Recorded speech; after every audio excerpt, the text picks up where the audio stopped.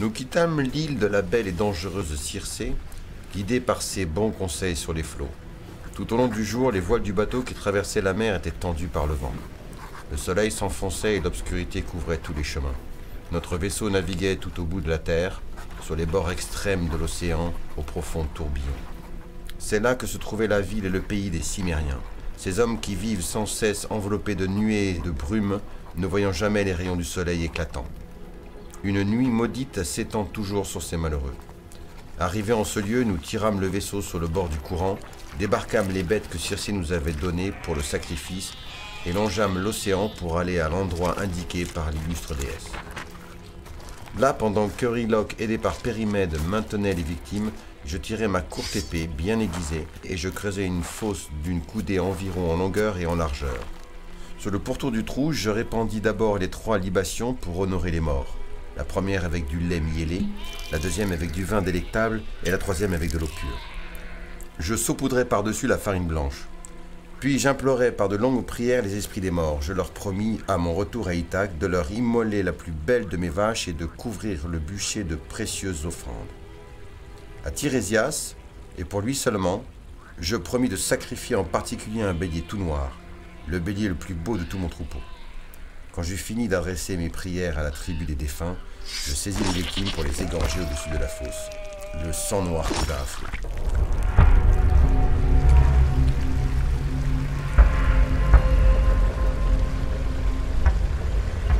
Alors les âmes des morts se rassemblèrent en sortant de l'Érèbe. Jeunes femmes, jeunes hommes, vieillards qui avaient connu toutes les épreuves de la vie.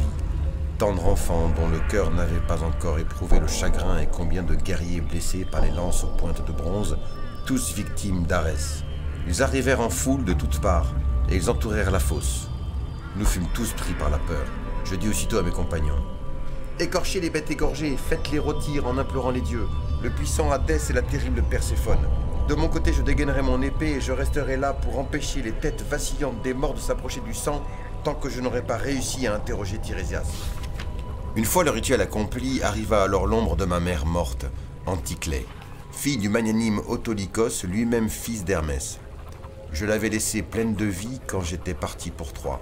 À sa vue, je me mis à pleurer et mon cœur fut bouleversé par la pitié. Pourtant, malgré ma peine, je l'empêchais de s'approcher du sang la première, car je devais d'abord interroger le devin. Et voici qu'approcha l'âme de Tirésias. Il tenait un sceptre d'or à la main, il me reconnut et m'adressa ces paroles. Fils de l'Arté, toi le rejeton des dieux, Ulysse aux 1001 astuces, pourquoi donc, malheureux que tu es, as-tu quitté la lumière du soleil? Pourquoi es-tu venu voir les morts et visiter ce pays sans joie? Allons, écarte-toi de cette fosse. Détourne la pointe de ton épée, que je boive un peu de ce sang. Je vais te dire l'exacte vérité. Et moi, je m'éloignai tout en rengainant mon épée à clous d'argent. Tirésias, le devin irréprochable, se mit alors à boire du sang noir, puis il me dit: c'est un retour doux comme le miel que tu voudrais obtenir, glorieux Ulysse. Mais un dieu te le rendra très difficile. Non, je ne crois pas que tu puisses échapper au dieu qui ébranle la terre. À ce dieu qui te garde une terrible rancune. Il est furieux contre toi, depuis que tu as aveuglé son cher fils. Mais malgré sa colère, toi et tes compagnons pouviez encore rentrer chez vous si vous surmontez les épreuves, et à une condition: maîtriser ton cœur et celui de tes hommes. Dès l'instant où ton vaisseau s'approchera de l'île de Trinacie, après avoir échappé à la mer Violette, vous y trouverez en train de paître les bœufs et les grands moutons du soleil, du dieu qui voit tout et entend tout. Si tu ne fais aucun mal à ces troupeaux, si tu ne penses qu'à assurer ton retour, vous pourrez alors atteindre Ithaque, malgré les épreuves qu'il vous faudra subir.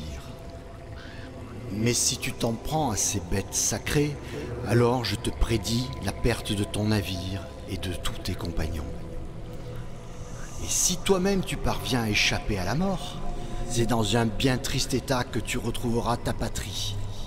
Dans très longtemps, avec beaucoup de souffrance, tout seul sur un bateau étranger. Tu trouveras la ruine dans ta maison.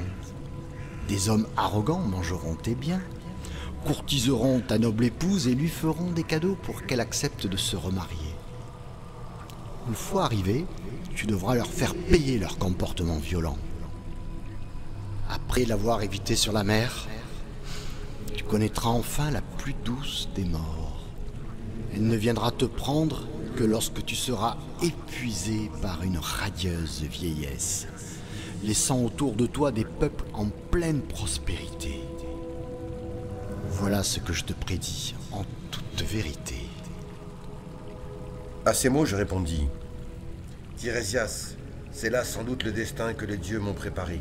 Mais dis-moi encore, réponds sans rien me cacher. Je vois ici l'âme de ma mère morte. Elle se tient en silence près de la fosse, sans avoir le courage de regarder en face son enfant, ni de lui adresser la parole. Dis-moi, comment pourrait-elle reconnaître que je suis son fils? Je vais te dire une chose bien simple. Si tu permets à certains de ces morts de s'approcher du sang, ils te diront l'exacte vérité. Mais ceux que tu écarteras retourneront dans les rêves. À ces mots, l'âme du devin Tirésias repartit dans la demeure d'Hadès, après avoir expliqué la décision des dieux. Moi, je restais là sans bouger, attendant que ma mère approchât et but de ce sang noir. Elle me reconnut alors et se mit à gémir en m'adressant ces paroles ailées. Mon enfant, comment es-tu arrivé dans ce brouillard obscur alors que tu es vivant? Il est difficile pour des mortels de visiter ces lieux. As-tu erré longtemps depuis que tu as quitté Troie? Es-tu parvenu jusqu'ici avec ton bateau et tes compagnons? Tu n'as donc pas encore abordé à Ithaque. Tu n'as pas revu ta femme dans ton palais? Ma mère, il fallait que je descende chez Hadès pour consulter l'âme du Thébain Tirésias. Non, je n'ai pas encore abordé en Grèce ni mis les pieds sur notre terre. Je n'ai jamais cessé d'errer. En proie au chagrin, depuis le jour où j'ai suivi l'illustre Agamemnon vers Ilion pour combattre les Troyens. Mais dis-moi, réponds-moi avec sincérité, quelle est donc la mort que le destin t'a envoyée? Est-ce une longue maladie? Est-ce Artémis, la déesse qui lance ses flèches de loin, qui t'a frappé de ses traits les plus doux? Parle-moi de mon père, du fils que j'ai laissé. Le pouvoir que je détenais est-il toujours entre leurs mains? Ou un autre s'en est-il déjà emparé? Dis-moi, quelles sont les intentions et les décisions de mon épouse? Reste-t-elle auprès de mon enfant? Veille-t-elle au bon maintien de notre maison? Ou bien a-t-elle déjà pris pour mari quelque noble Achéen? Oui, tu dois en être sûr, elle t'est toujours fidèle. Patiente et courageuse, elle attend dans ton palais. Mais ces jours et ces nuits lamentables, elle y passe à pleurer sans répit. Personne encore ne s'est emparé de ton pouvoir royal. Sans être inquiété, ton fils Télémaque exploite tes domaines. Il peut offrir des festins à ses invités, selon le rang de chacun, comme se doit de le faire un prince. Et tous aussi s'empressent de l'inviter chez eux. Quant à ton père, il reste à la campagne et ne descend même plus à la ville. La pénible vieillesse ne l'a pas épargné. C'est ainsi que j'ai subi moi-même la loi du destin. Non, ce n'est pas Artémis, la droite déesse, qui m'a frappé dans mon palais. Ce n'est pas non plus une longue maladie, mais c'est le regret que j'avais de toi, les soucis que j'éprouvais pour toi, toute cette tendresse que je te gardais, glorieux Ulysse, qui m'ont ôté la vie. Ainsi parla-t-elle, et moi j'hésitais, mais je n'avais qu'un désir, serrer dans mes bras ma mère morte. 3 fois je m'élançai, mon cœur me poussait à l'étreindre, mais 3 fois elle me glissa des mains, comme une ombre ou même comme un songe qui s'envolait. Une douleur aiguë me pénétrait chaque fois plus profond dans le cœur. Alors je lui dis, « Ma mère, pourquoi tu ne m'attends pas quand je veux t'embrasser? Tu n'es donc qu'un fantôme. Hélas, un fantôme que la noble Perséphone a mis devant mes yeux pour augmenter ma douleur. » Hélas, mon enfant, toi le plus malheureux de tous les hommes, Perséphone, la fille de Zeus, ne t'a pas trompé. C'est bien la loi des mortels, oui, leur état une fois qu'ils sont morts.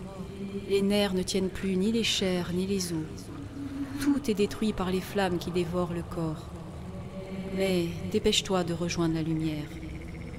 Retiens bien mes paroles. Tu pourras les redire plus tard à ton épouse. Sur ces mots, elle disparut ainsi que toutes les autres âmes encore présentes. Nous rebroussâmes alors chemin jusqu'au navire afin de reprendre le large et retourner chez la déesse Circé.